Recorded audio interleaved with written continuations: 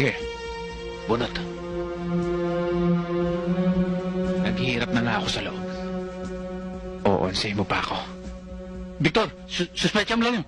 Yung checkbook ko kukunin ko eh. Hindi ako nagpunta rito para makipagdudahan sa inyo.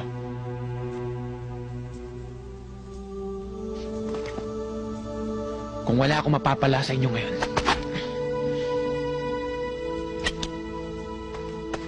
bibigyan ko kayo hanggang bukas para bayaran nyo ang utang nyo sa akin. Ayos? Akin to. Anong gagawin mo sa logbook ko? Hirap ako matulog sa gabi. Babasahin ko lang para antukin ako. Victor! Anong oras bukas?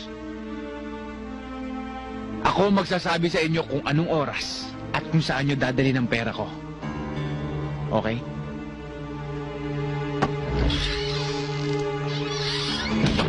Susunod ako sa'yo. Na! Desperado ang ulo niya. Madidisgrasya ka lang.